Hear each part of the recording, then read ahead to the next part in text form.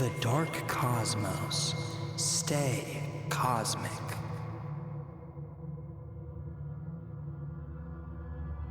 I inhaled and the door opened to darkness. Strange for the lights to be out, Patrick said. I said, maybe we're on the wrong floor? Patrick tilted his head and made a non-committal groan as he stared up in the air. Loud chirps and beeps bounced off the emptiness. Lights blasted into me and brought life to the room again. Sorry! Patrick snapped out of his mental fog and smiled. Nope. The moment you heard Ms. Marlowe's voice, you know you're in the right place. Come on. Ms. Barron can't wait to meet you. We moved forward into a huge room that captured the imagination like a well-played trumpet. The aura struck me as if I stared over the 50-yard line of a football stadium. At every corner of this floor rested big machines that dwarfed moving trucks by multitudes. A team of scientists were hard at work at each station. It was a daunting sight, but where was Barron in all of this confusion? She was supposed to be my primary contact and interviewer for this new job. I cleaned many places before, but this was my first opportunity to leave Earth and come into other space. To be more exact, I came to one of the many colony planets where a private research laboratory required my experience in industrial waste management. Here she is. Patrick gestured his hand toward a tall woman with red highlights curving around the left part of her hair and square-rimmed glasses. The woman she was talking to was bigger, and I did not mean height. What she lacked in height, this woman made up for in hairstyle. Those strands raised higher than the mountain peak and soared to heaven in a tight bun. She had a candy-lit face with chic business attire under that white coat. Unlike Barron and the others, this woman did not look the part. The moment Patrick and I stepped up to Ms. Barron, her eyes and smile shifted up as if we were a gift to her grace. We probably were, for she expected me. I assume this is the illustrious Anderson? You don't look a day older than 30. I smiled.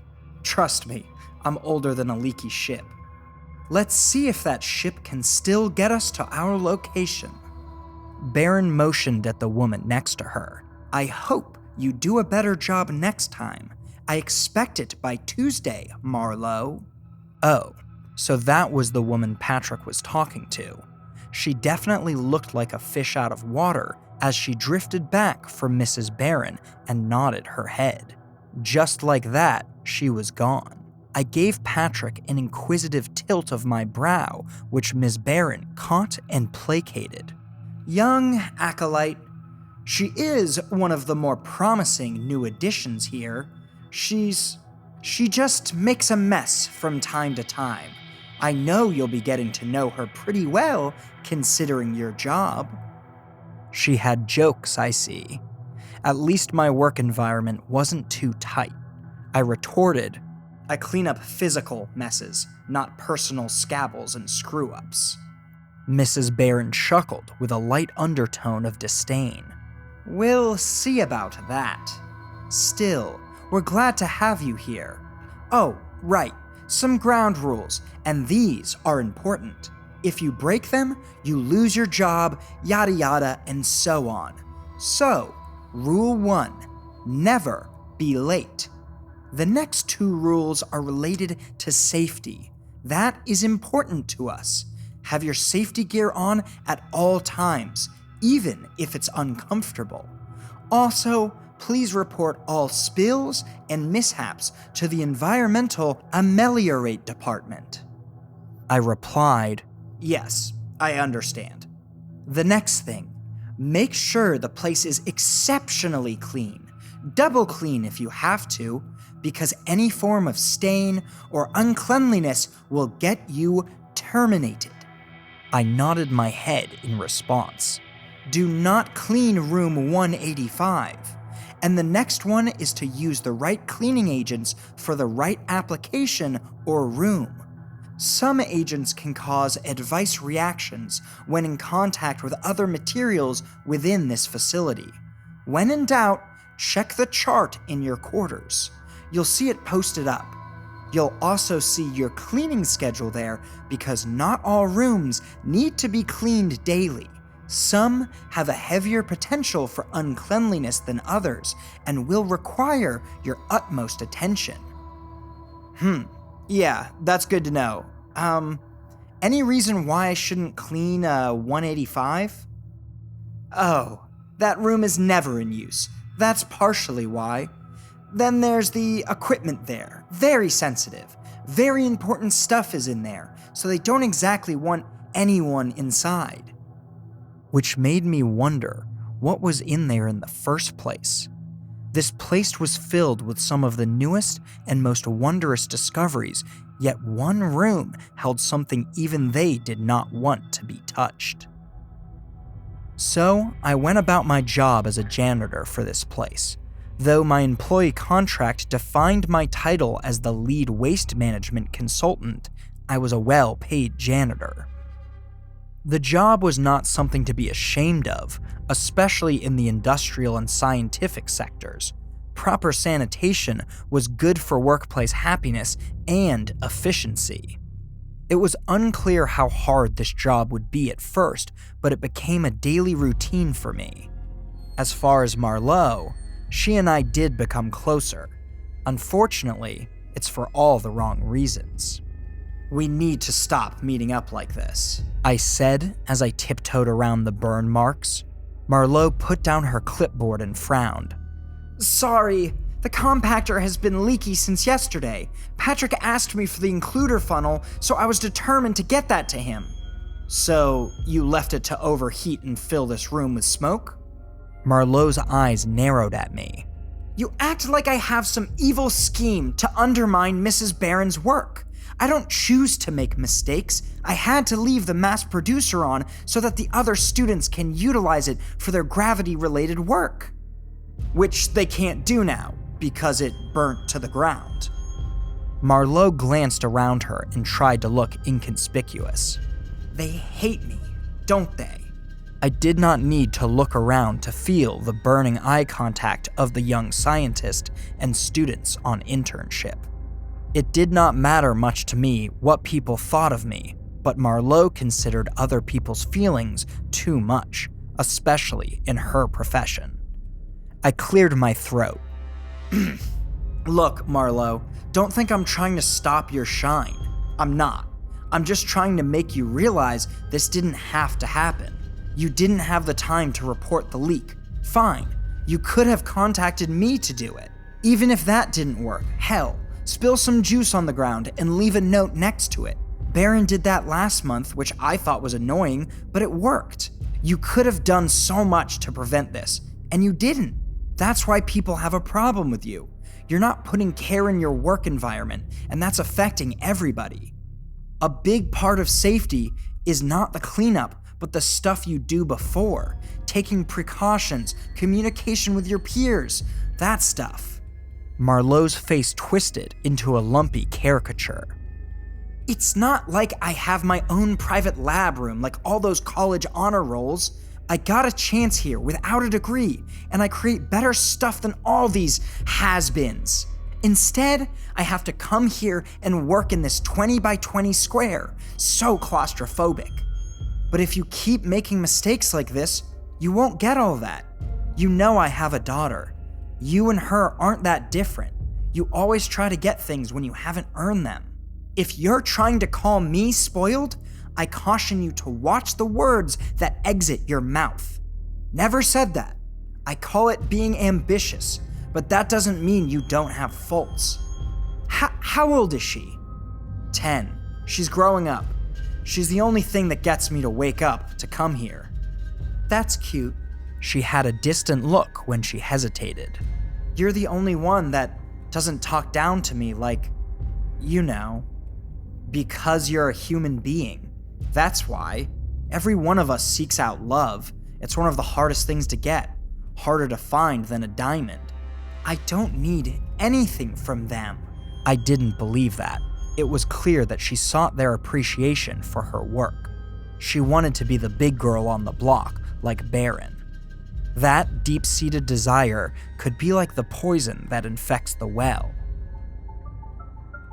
After some weeks, things stabilized into a boring atmosphere. That was the way things should be. I considered the nature of my job place and knew boring meant there were no problems to fix. That was the way it was supposed to be, but a sound kept me up at night. When I passed room 185, a series of odd sounds made me glance back. Maybe that was normal, but if that was the case, then it would have been happening from day one. This recent oddity was suspicious to me. One day, I stopped walking. The door looked like all the others, yet I could not shake this disconcerting tinge that came with being near this place. Its aura alone rattled my bones into a thick soup. I could get in since I had the master card. The fact that I had access made me nervous, but also precarious of my own plight. If anything was to happen in this room, the blame would most certainly be laid at my feet. There was only one way to find out all of these questions. Using my ID card, I deactivated the internal locks. My hand grasped the handle and prepared for the worst. The door creaked due to its rusty hinges. A blast of radiance hits me from inside the belly of the beast. Once the light blurred, due to my eyes mastering its greatness into a stranglehold, a figure formed into a human shape beside a cube. A large cube at that. It floated in a semi-translucent shielding that crossed from floor to roof in a lock. Wires suspended in the air around the shielding, their metal palms extended out toward the shield as if afraid to touch its glory. That was all interesting, but I decided to ignore that for now. The cube had a protruding circle in the center. There were creases at either diagonal of the cube, where a twinkling green glow emanated. It was obvious that this was the important thing they were hiding. The question was, what was it, and what could it do? Beautiful, isn't it? Marlowe stood beside the cube, with a metallic tower-like contraption next to the shielding.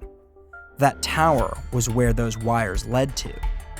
She stared at me as if this was normal. Maybe it was for her, and that worried me. What are you doing here? Some stuff. I narrowed my eyes at her. What stuff? Be specific. She gave me this long but passive look that I could not fathom. After several seconds, she dipped her head and squinted her eyes. Her iris moved over the gentle curve of her eyelid as she turned toward the cube. I haven't seen the hibernation cube in years. I thought it was destroyed. How did you get in here? Only I have access to this room.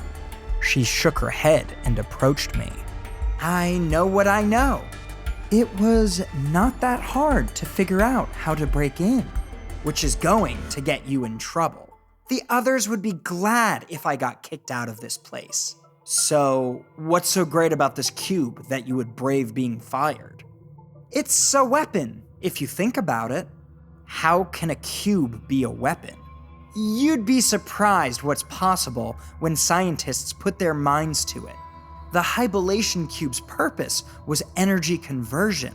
It would be the intermediary between sunlight and our future progress, an object that converts heat energy on a one-to-one that lifts all burden of fossil fuels.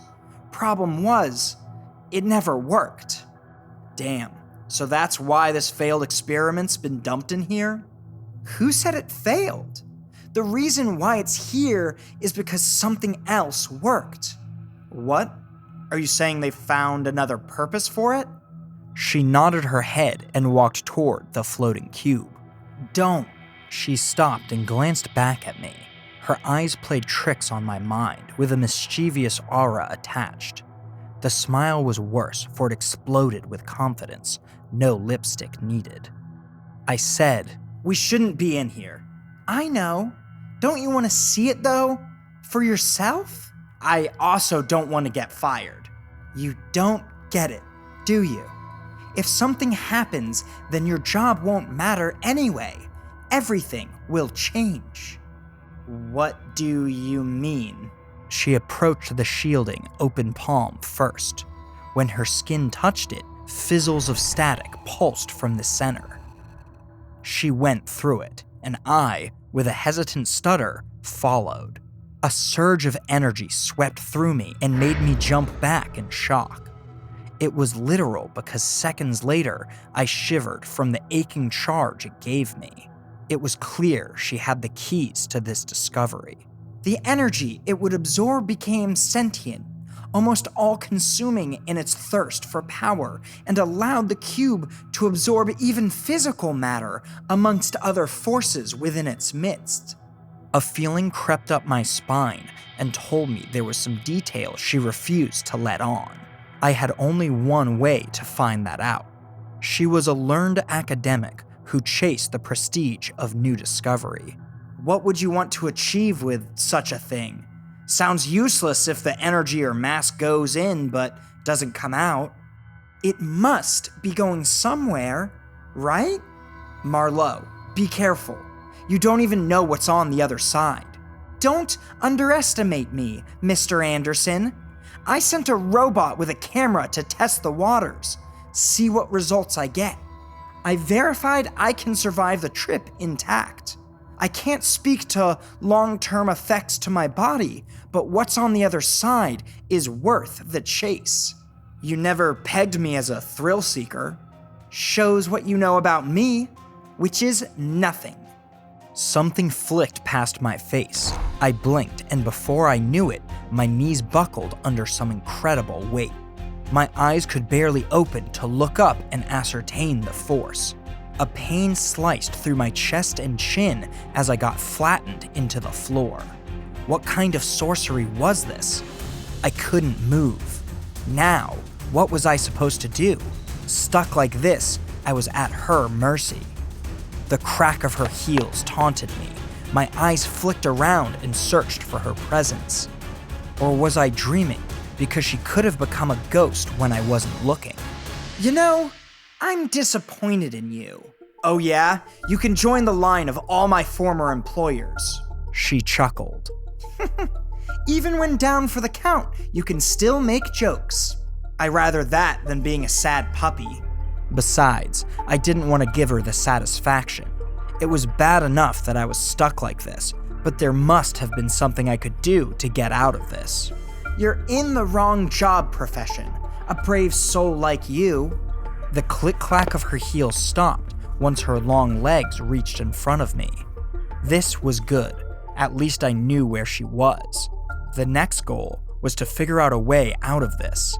I wiggled my fingers and flexed my body. My body was not completely immobile, it was just restrained. When I tried to lift myself, that was when the pressure crushed into my back. One thing was clear to me. The force that was keeping me down was some kind of weight, yet no sensation radiated through my back when I stayed still. It was only when I tried to stand up. Gravity, perhaps? It made sense. It was a type of force, and unlike a 100-pound weight, it was invisible. Plus, I remembered one of her experiments concerned gravity. Okay, that meant I could crawl if I was careful enough. Marlowe, listen to me. This isn't the way to the fame you seek. For several seconds, nothing was said between us. I was not sure if she took my words to heart or was just lost in thought. You don't know me. I know what you want the most. This isn't the best path to that destination. You will drag down so many other people. And for what? Shut up, Anderson. My arm slid and circled the floor. I breathed in even though my bones creaked under the pressure. She moved away from me and my eyes tried to track her location. It was the best I could do for now. A whirring sound buzzed into the suffocating atmosphere and gave me an alarm when that transparent sheen disappeared from in front of the floating cube. I'll show it to you And you'll thank me. Her obsession was going to be the end of her. I needed to stop her. My fingers bent into the floor and pulled me forward. I crawled toward the cube's spot. Thankfully, she was too self-impressed with herself to notice my humbling movements. Once I got close enough, my hair stood on end as the tower beamed with a surge of energy that traveled up the length of it. That cube shook, and after a splash of color blasted out from inside the center of the cube, a vast of colors rushed out. Those various tints mixed into an image. That image was not something I would expect to see. It was a building, a huge and extravagant one at that. Its rise into the sky paralleled the striking color of the surrounding towers. This place shouted an ode to the gods from its rocky crown. I slipped in closer. Her feet turned on a swivel. Wait! I did not give her the chance to react to me. My hand pulled on her ankle and tilted her off her rockers. She dropped, and my back soared with exhilaration when I jumped off the floor. Marlowe glanced up with a scowl. I was about to do a glory lap when the ground shook. The cube radiated a mess of colors, and a crackle of static fizzled in the air. That lovely image faded into specters as the cube shook from side to side in a desperate attempt to shake off its demons. I could not be sure what demons were hanging on to this cube's past, but it did not waver in drinking from the fountain of youth that was us. My shirt got pulled on by another force, but unlike gravity's neutral gauge, this was a malevolent energy that collapsed onto my body. It was trying to pull on her and myself. Marlowe's feet lifted off the ground, and I grasped her wrist. The room got smaller, as if crushed by the squeezed air pressure. Let me go! The rush of air made me lean back and strain. I was not going to let her go. Her idea was an insane suggestion, and I could not grasp where the whirlpool of colors led to. I did not care how vibrant it looked. My fingers tightened around her wrist, and I pulled her to the ground. She needed to return to reality. The cube was not going to allow us to escape for the floor. Walls and wires warped into swirled rainbows. They sucked into the center of the cube. That's when a strange, distorted voice echoed, and it called for Marlowe. Marlowe stepped back. I called, Marlowe! Get away from it! She looked back at me, and her hair whipped against her frightened face. I reached my hand out, and she took it. There was nothing to keep us there except our weak legs. The sounds of rushing wind became a distant whisper, voices that could not be put into words. Marlowe and I stopped inside a lab. The scientists inside glanced at us with the strangeness we deserved. Marlowe stared into space with parted lips. Marlowe. She shook out of her daze and turned to me. I said, We need to turn that thing off. You know that, right? Marlowe shook her head. We can't. You started it up. How can you not turn it off? Marlowe waved her arms up in frustration. It's not supposed to turn off. It works automatically. The only thing that stops it is a loss of stimuli. I shouldn't have turned off the shielding because we're the stimuli. Crap, I forgot. This isn't good. We have to tell Mrs. Barron. Marlowe shot a look of contempt at me. No, absolutely not. She'll be angry. Look, the alarms haven't activated yet. I'll deal with it myself. Just give me 5 minutes. You're crazy. You can't do this. The screech of alarms shook our constitution. Marlowe ran off and left me there, confused. A lot of people in this place were probably confused right now. Hopefully, they took the warning seriously and did not think it was a pointless drill. Right now, I needed to find Mrs. Barron. Workers walked briskly to the emergency exits as they had been trained. If they knew what was going on, then they would have ran. Finding Barron was not difficult. She was where she needed to be, leading her younger flock to safety. I explained the situation to Mrs. Barron. Her face was a stone statue for several seconds as she took in the brunt of my actions and Marlowe's madness seeped in. Mrs. Barron exhaled in exasperation and shook her head. I can't believe she did this. Yet, I can't be surprised. She was always doing stuff like this? Barron groaned and waved her hand vigorously in my face. No, never. I need to talk to her, but we need to stop that cube first. You know its location? I directed her to the lower C room, and to be fair, she wouldn't have needed my direction. The cube was still a rolling mass of imploding colors moved above frightened workers. Those workers twisted into swirled colors and got sucked into the cube. Mrs. Barron exclaimed, My God! How are we going to stop this? Didn't you stop this before? That was years ago. We have little documentation on this thing.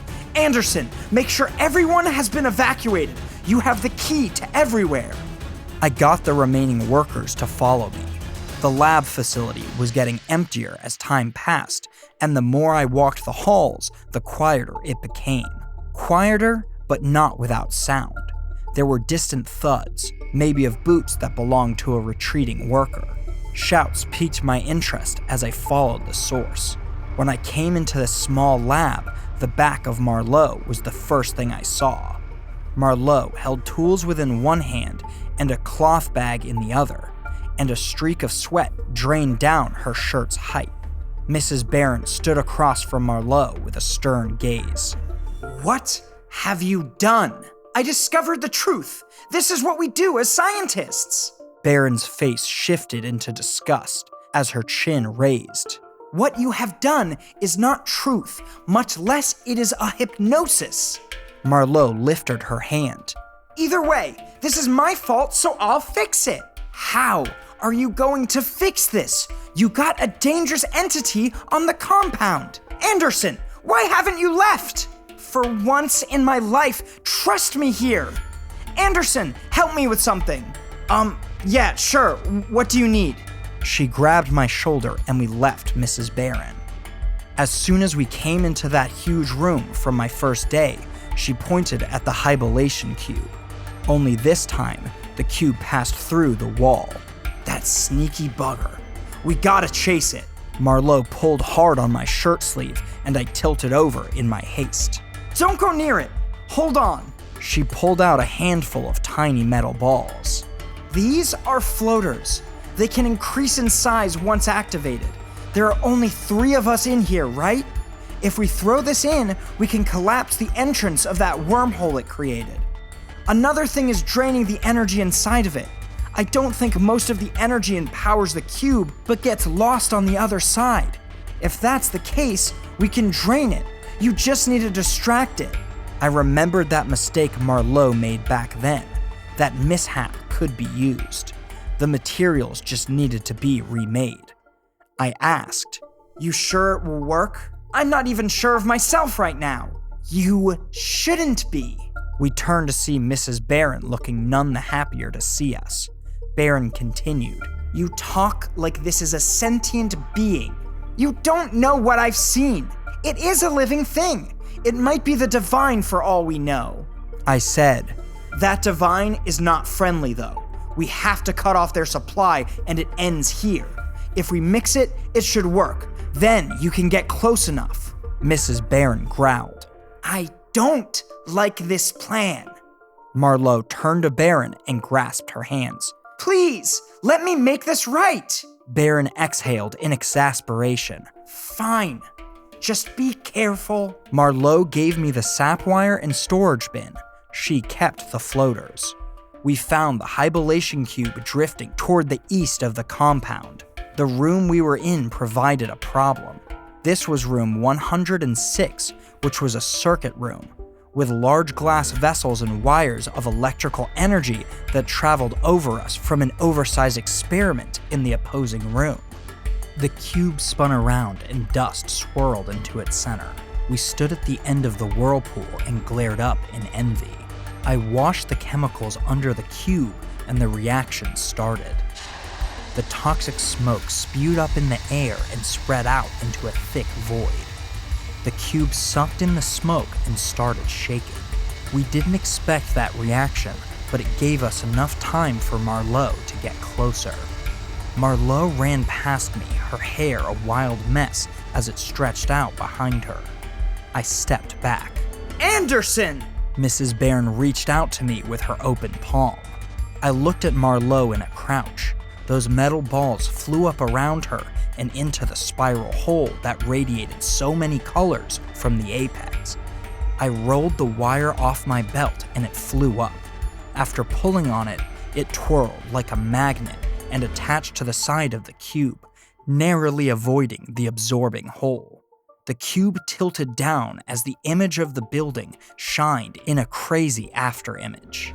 The cube shook more violently, and that was when that voice raised over the quiet decibels of the crushing wind. That was when the spiral got faster and my feet lifted off the floor. Glass fractured when the metal balls flew wide of the whirlpool and into their surfaces. I rolled up into the air. This was not good. Anderson! I spun up and tried to grasp onto something, but there was nothing. My hip got a painful tug, and that was when I saw Marlowe below me, holding on to the rolled out wire that still connected me to this infernal cube. Marlowe shifted as her feet started to lift her too. She spun the wire into a bunch and ran toward a cracked circuit glass enclosure. Marlowe tied me to the enclosure, but did not fare as well. Her hands ripped off the wire and she flew up. I threw my hand out to catch her, but I missed her arm. The last I saw of her was her smile melting into the whirlpool of colors. My hand retracted in dismay, but my body fell in disbelief. The cube became a speck when my back hit the floor. A confusion of lights blinded me until my mind stabilized. Anderson! I rubbed my forehead and tried to get my bearings. The cube was there, silently resting on the floor without its insane suction. The cube was defunct. Mrs. Barron's voice slammed against my conscience, but nothing was worse than the missing puzzle. Where was Marlowe? Everything became a mess for the next several hours. Some workers were angry at the chaos that plagued this place. Others badmouthed the crazy actions of Ms. Marlowe. They did not know her, and they would never get the chance because she was gone. I found myself slumped in a chair across from Mrs. Barron when it was all said and done. We both had our emotions wrapped up into a bow. Neither of us knew what to say to each other. The cube had been confiscated and quickly guarded into a new and improved shielding. Mrs. Barron professed she did not want it on her compound. She did not suspect it was that dangerous until now. A lot of people did not take anything seriously until it occurred on their doorstep. There was a knocking at the door before it opened. Mrs. Barron, an executive from Fujikawa wanted to speak to you. She nodded her head and turned to me. Tell them I'm out of the office. I don't need to talk to those pencil suit wearing pricks. We have to write reports about what happened here. You ready? I exhaled and did my best to hold in the gloom of the moment. She was too young to go like that, but even if no one else did, I would remember her. Not as a crazy person, but as a scientist who tried harder than anyone else. She just tried the wrong thing. Yeah, let's do it, I replied. I could not hate her for that.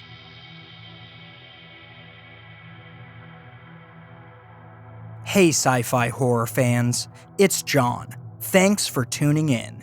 If you enjoyed this story, make sure to smash that like button. A huge shout out to all our official members. We truly appreciate your support. Craving another scary tale? Click that video on your screen. Until next time, everyone, and remember, stay cosmic.